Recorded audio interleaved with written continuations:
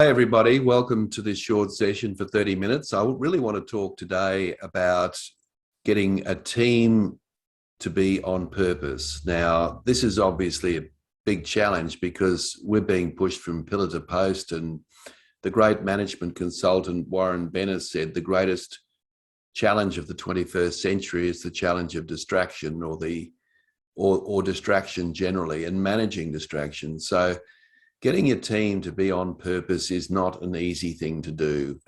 Probably the most difficult thing to do in our current times, because we're being pushed from pillar to post in all sorts of different ways. So hopefully today I can share with you a couple of little tips that might help, that come from my book, Winning Teams, the 8 Characteristics of High-Performing Teams. So let's have a look. I'll just share my screen and we'll get straight into the presentation. All right, just a little bit about me if you don't already know who I am. Tim Baker's my name. I obviously write books. I'm up to book number 11. I give keynote addresses and presentations in a range of different forums. And I'm also an executive coach and still play rugby in the Golden Oldies competition here in Brizzy, which is kind of like a social thing for me, but we only play every second week because of injury. Well, no, I shouldn't say injury. I should say it takes 2 weeks to recover, if I'm perfectly honest about it. All right, so let's move on. My book has received a lot of endorsements from a number of different people, including some noted rugby people. And you can see there that Grant Fox, the legendary New Zealand 5'8", we've got Nick Farr-Jones, we've got the Commissioner of Queensland Police, Katarina Carroll. So there's a number of different people who've written very nice endorsements for the book. So that's always nice to receive, of course. And Nick Farr-Jones, of course, who is the the Wallabies captain, who basically took Australia to a World Cup victory, had a nice thing to say about the book as well. So lots of nice endorsements from various sources. But let's talk about what we're here today for, which is, of course, creating purpose. Now, first thing I'd say is, if you notice on the right-hand side, there's my model of the 8 characteristics, and around the outside, you'll notice that there are 8 characteristics. Obviously, I won't go through them all, and you can read about them in my book.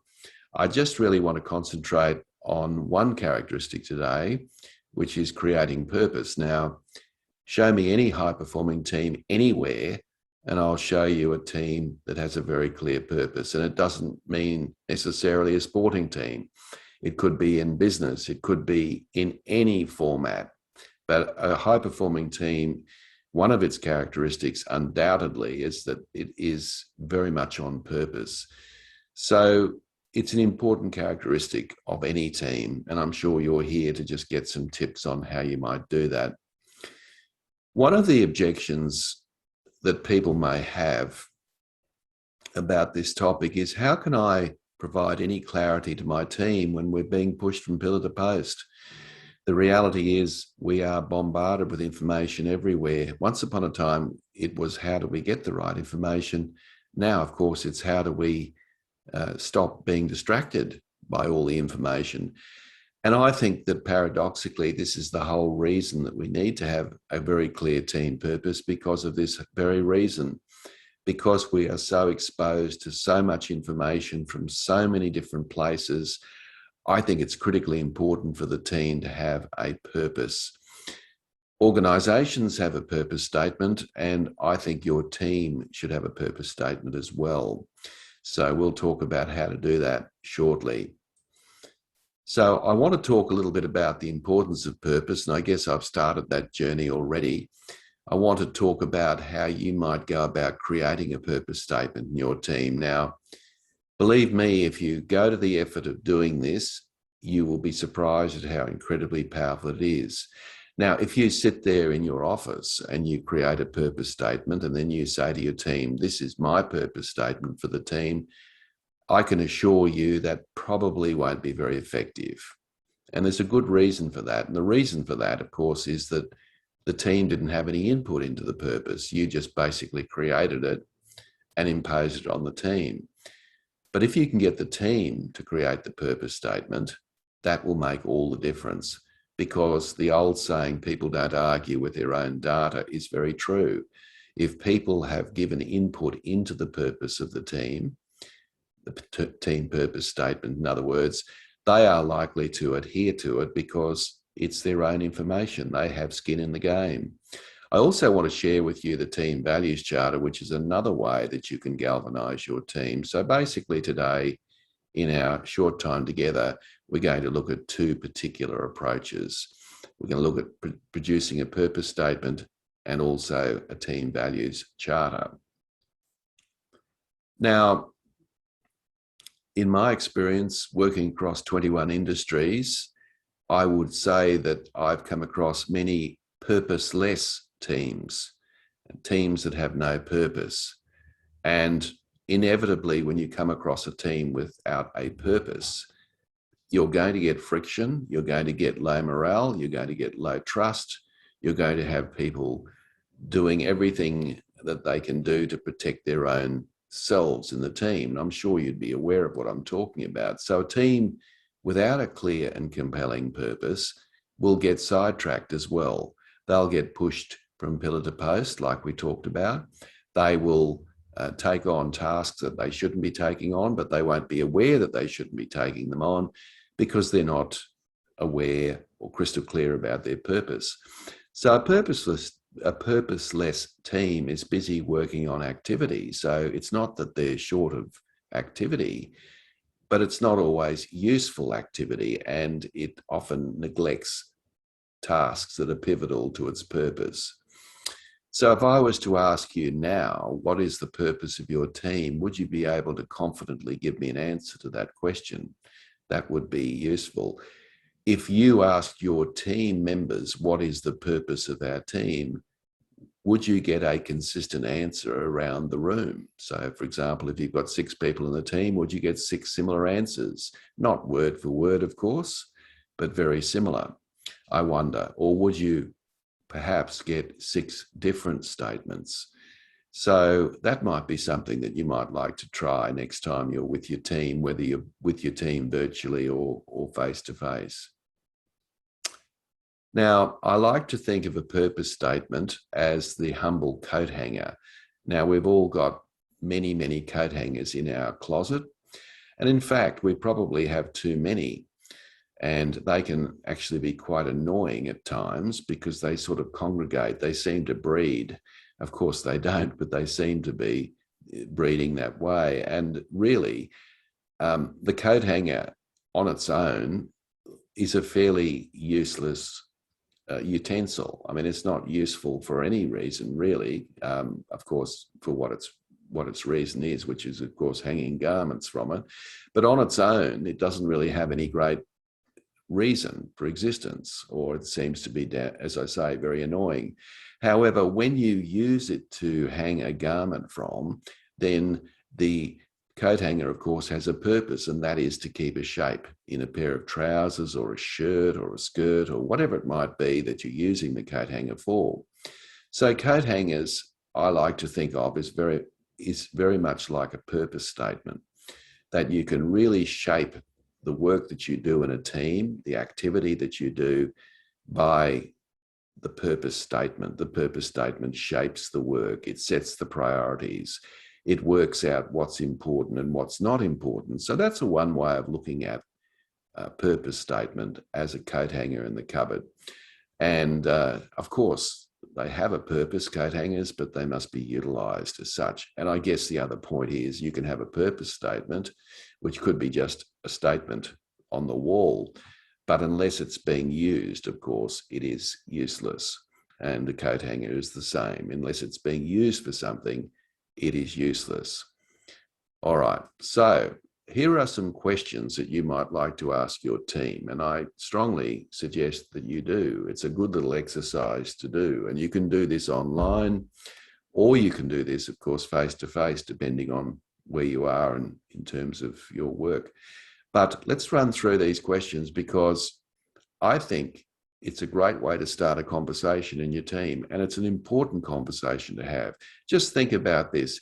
If you could reduce purposeless work by 10%, what difference would that make to your team exponentially? So if you've got 6 people who are working on work that is, let's say 10% of their time is working on work that's frivolous or not on purpose. What would happen if you could remove that 10%? In other words, get people on purpose for 100% of the time? Well, it'd make a huge difference to your team's productivity without a doubt. And this might be a good way to start. So, do you know the team's purpose? Ask the team that. Do you personally know the team purpose? Have you actually communicated the purpose to your team? Now, don't worry if you haven't, of course, because we're going to talk about developing a purpose statement shortly. Do your team members understand the purpose and its role? Do all your team members accept the purpose? Are all your team members committed to the purpose? Do all your team members know how they're tracking against the purpose? And am I supportive of my team to achieve the team purpose? These are questions that you can ask yourself. And of course, as a leader, you're responsible for all of those 7 things. And your job, apart from many other jobs, is to keep your team on purpose. But in order to do that, the most fundamental question is the first question. And that is, what is your team purpose? And I believe that this is a very good opportunity for you to work with your team to share this so that you can work with your team. Let's have a look. Here are some purpose statements of famous brands out there, just to sort of give a sense of what we're talking about. So, to refresh the world in body, mind, and spirit is Coca-Cola's purpose. Apple's purpose, as you can see there, is Apple is committed to bringing the best personal computing experience to students, educators, creative professionals, and customers around the world through its innovative hardware, software, and internet offerings. And Ben & Jerry, my favorite ice cream, our aim is to make the best possible ice cream in the nicest possible way. So these statements, of course, are important. They wouldn't be produced otherwise. And then obviously the idea is that the team or people that are working in these teams try as much as they can to spend the majority of their time working on that purpose. So what I'm going to suggest for you is that you should produce a purpose statement in your team. And let me explain how to do that. But first of all, if you look at those statements I just shared with you, or any purpose statement that's valuable, you'll notice a couple of things about it. One is it's inspirational, right? You don't want something boring and dull. It's not going to inspire anybody. So, a purpose statement to provide good customer service, for example, is it really does lack inspiration. Expressed in a single sentence. Now, you saw, one of those statements, Apple's, was a little longer, but I believe that you could create a purpose statement in one sentence. In fact, I think you should try very hard to do that. It should focus on one key driver, not 10 drivers.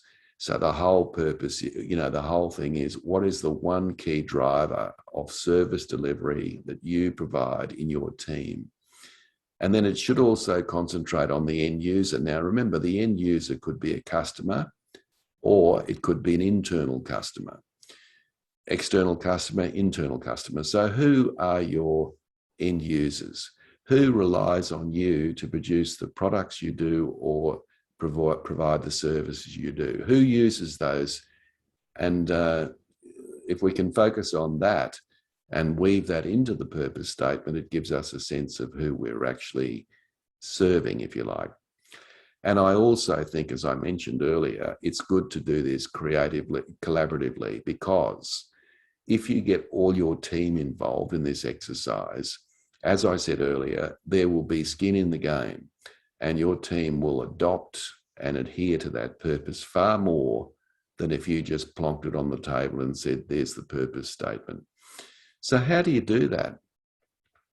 Well, I obviously go into detail in this in my book, but just to give you a sense of what we do, we would get each team member to write their own purpose statement, making sure it's inspirational, it's expressed in one sentence, it's focused on a key driver, it concentrates on an end user, and we'd make sure that everyone's got that down. Once everyone has written down their version of the purpose statement, the next step is to break them up into pairs. Now, if you've got a odd team number, not an odd team, but an odd team number, then you can break people up into a group of three. And the idea is that that pair or group of three will share their purpose statement with each of the others.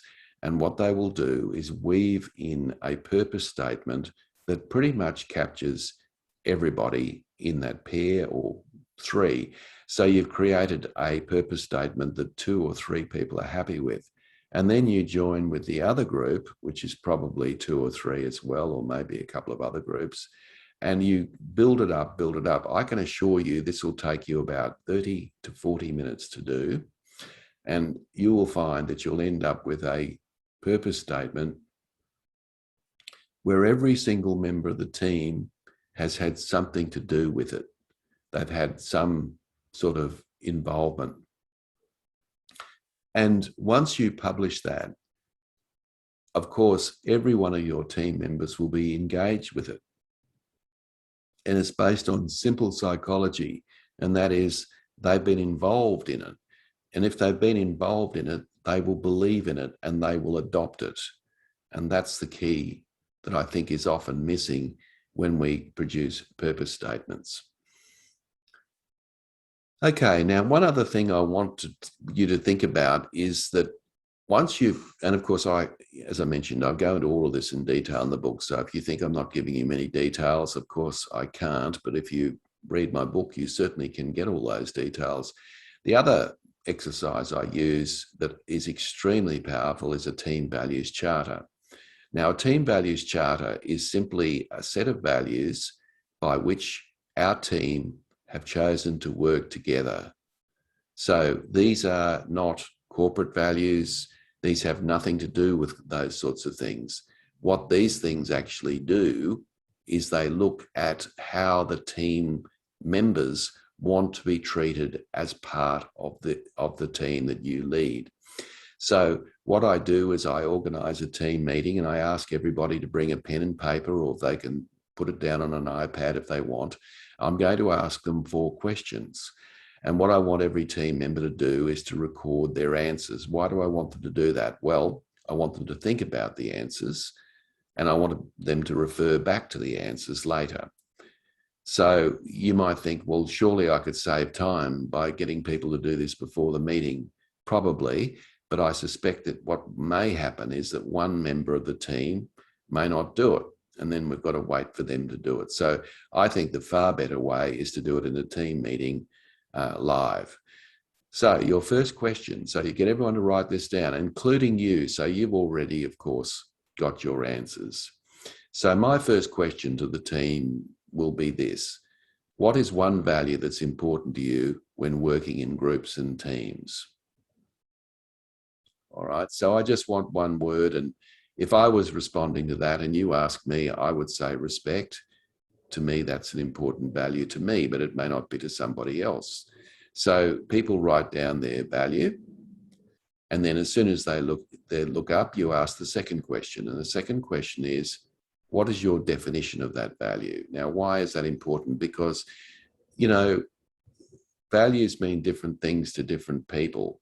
So, for example, if you ask me, I've obviously written down respect. I might say respect is when people are prepared to listen to others, even when they may not agree with their point of view. Okay?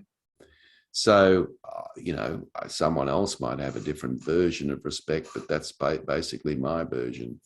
Now, question 3 is, why is that value important? Now, this question is a good one because it gives people an opportunity, it gives you some insight as a team leader as to what people think are important, why they think it's important. So, for example, I might say, knowing my value is respect, I might write down, I like to feel that I'm respected and my opinions valued when working with others. Now, that's my version of it, and that's why it's important to me. So I'd write that down. And there's one more question, and this is where the rubber meets the road. And this is where we talk about the behaviors that underpin that value. So my question to the team is, what behaviors would be consistent with that value? And I might say, not interrupting someone else when they're speaking. So everybody writes those answers down. Now that will probably take you about 8 to 10 minutes to write those answers down. That's everyone in the team. And then what you do is you start with yourself and you read out your answers to those 4 questions. As the team leader, start first because it sets an example, and then go around the team and then ask each team member to do exactly the same thing. Encourage the other team members who happen to be in the room to ask questions for clarification or make comments. So the idea is, if you can get this to be more of a conversation than just 6 or 7 static reports, it's probably a better way to go. But nevertheless, you will hear a pin drop. And the reason is that everyone's very interested in what other people have got to say about these things. So you hear everybody's response. And what you have ended up doing is you've ended up with, let's say you've got 6 people in the team. At the very most, you've ended up with 6 values. Now, it may well be that 2 team members have got the same value. Now, if that's the case, and that's not a bad thing, then I would suggest you get those two team members to work together to come up with a definition that covers both of their perspectives on that value. So what gets recorded in the team value charter is the actual answer to question 1 and 2. You don't need to worry about 3 and 4. You just need to record statement 1 and 2. And what we've done is we've created a team values charter. Now, you might think, oh, well, that sounds like a bit of a frivolous exercise. Trust me, this is incredibly powerful and works extremely well. Then I will publish that. What I might do is I might put it to the top of my agendas for every meeting. I might even, frame it and put it on the wall. But I want people to be aware of it, and I want people to be conscious of it. Your job as the team leader is then to hold people accountable for the charter. So it means that you can look through the prism you can look through any behavior that happens in your team through the normal channels of whether the systems, processes, and procedures have been followed, which is probably what you already do. But the other side of it is you could also look at it through the prism of the values. So, for example, you might say to someone, do you think the way you spoke to that customer is consistent with our team values charter? And get the other person to answer that. And so you can hold people accountable for a set of values. And that's how you create purpose in your team. That's how you create a sense of consistency around certain behaviors. And again, the secret of this is the fact that you've got people to do it. It's not that you've come out of your office and plonked a set of values on the table. You've actually got your team to basically express to their colleagues how they want to be treated in a team context. So it's a highly respectful activity to do, and you'll find it works extremely well. So there's 2 things you could do, and I could strongly urge you to give that a really good go. You'll be surprised at how incredibly powerful that is. But, the secret of both of those, of course, is that you've got people who have skin in the game. And that's the key thing here if you want to look at creating purpose in your team. Could you get away with doing one of those? Absolutely. You don't have to do them both. I actually believe doing both is a good thing. But I think that if one of those 2 appeals to you more than the other, then do it. You'll be surprised. Next team meeting, just try it out. I'll guarantee to you, you'll be so surprised at how well it goes. So I don't think people, there might be a few people that think it's a little bit frivolous and all the rest of it. I understand that. But after you've taken them through the exercise, they will be committed to it. They'll be committed to it. And where you know it's very, very effective is when they start holding each other accountable. That's when you really know it's working.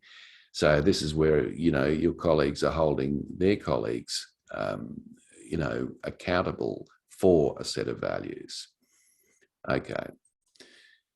So I just wanted to, some of you be aware, of course, that I hold these, I run these webinars every Friday at around this time. Next week, I've got another one, which is building unbreakable relationships in teams. And you are more than welcome to participate. And your team can participate as well if you choose. Now, all you have to do, I'll be sending you out a copy of the slides this afternoon and also a recording.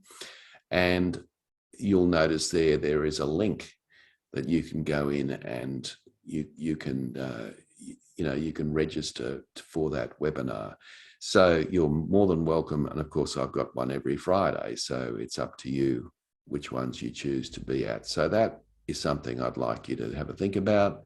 I know some of you sort of almost do that weekly, which is wonderful. And it's nice to know I'm still adding value that way. The other thing I'd like to say just before I wrap up is that if you'd like a copy of my book, Winning Teams, the 8 Characteristics of High-Performing Teams, all you need to do is send me an email by the close of business today. I've got a few copies in my office. And normally it's, if you look at postage as well, it's about $35 for the book. But I would be willing to give you that book for $25 inclusive of postage if you just send me an email today. So you make a little saving on that. I will sign it for you and I'll send it out to you. So if you'd like a copy of my book, Winning Teams, then all you've got to do is send me an email by the close of business today and I will arrange that for you. So that's my offer for you for being here today. So let me stop sharing for a moment. All right, folks, so that's pretty much it from me. And I hope you have a really wonderful weekend. And I do hope to see you next Friday. And I have a great weekend. And I think the other thing I'd have to say is stay positive during our current environment, because I think it's really important to manage yourself as a leader, let alone manage your team members. So thanks, everyone. We'll catch you hopefully next Friday. All the very best and goodbye.